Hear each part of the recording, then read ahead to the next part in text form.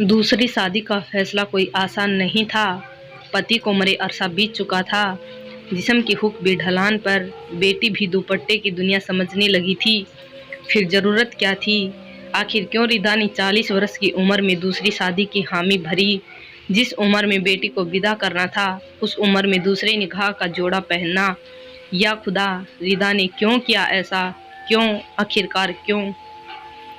सारी रात रिदा का किरदार मुझे उलझाता रहा। क्या ज़रूरत पड़ गई थी? सुना है जिस मर्द से शादी हो रही है वो भी राड है। कैंसर से गुजर चुकी बीवी से 3 बच्चे हैं। आदमी दीनी नमाजी है। इलाहाबाद में सरकारी नौकर भी है।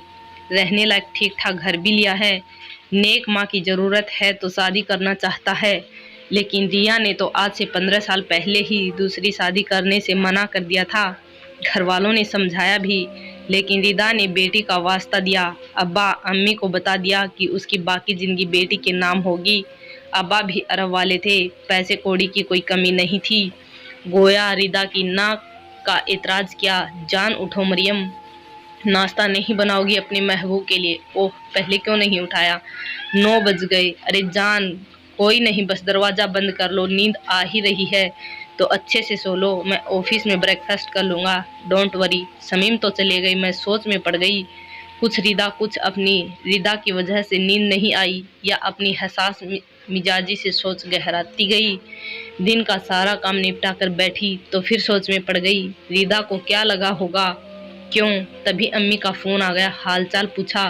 फिर पूछा, बेटी अम्मी रिदा की शादी कब है? जवाब मुख्तसर सा, 9 जून। मैं भी तो खामोश रही। फिर अचानक अम्मी रिदा से हामी क्यों भरी?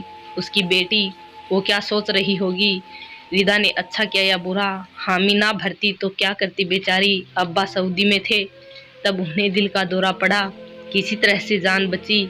हिंदुस्तान वापसी हुई और इन सब के बदले इकलौते भाई को कमाने के लिए सऊदी जाना पड़ा। 2 साल से पहले तो उसका आना मुमकिन नहीं। वहीं उसकी बीवी, अल्लाह बचाए ऐसी बदगुमान औरत से, खुद को महारानी समझने लगी है। खुद तो किसी काम से मतलब नहीं। झाड़ू मारी सारा दिन, रिदा के पीछे पड़ी रहती है। नौकरानी जैसा काम लेती रहती है। जीना हराम करके रख दिया है उस बेबाका बहू की खुराफात से। रिदा के अम्मी अब्बा अजीज आ चुके हैं। बेटे से शिकायत की, लेकिन वो तो ठहरा बीवी के गुलाम। रोज रोज की बेइज्जती ना सिर्फ रिदा बल्कि उसकी बेटी को कचोट रही थी। आखिरकार बेटी ने माँ को मना ही लिया दूसरी शादी के लिए। बेटी के कहने पर मानी रिदा। मैंने पूछा, हाँ अब ये बताओ घर कब आओगी? अम्मी के सवाल पर याद आया, कल ही रात समीम ने कहा था कुछ दिन घर घूम आओ। मैंने जवाब दिया, शायद जून के पहले हफ्ते तक जाऊंगी। बाकी की बातचीत में अम्मी ने समीम का हाल पूछा और फ़ोन रख दिया। रिसीवर तो रख दिया, लेकिन अम्मी की बात कानों में गूंजती रही। खुद को दूसरे कामों में उलझाया। समीम के आने से पहले उसकी पसंदीदा बिरयानी बनाने में जुट गई। आज मेरी वजह से बेचारे भूखे गए। बिरयानी समीम की पसंद का हिस्सा थी या मेरे उस रिग्रेट का? खैर, समीम ने बड़े चाव से बिरयानी खाई, मुझसे घर बाहर की बातें की और मैं किस सोच में मुब्तला हूँ इसकी वजह पूछी। मैं ना कह कर रही गई। क्या बताती? रिदा क्यों मेरी सोच के दायरे में है? उसका किरदार क्यों मुझे उसकी बाकी बची ज़िंदगी जानने के लिए उकसा रहा है?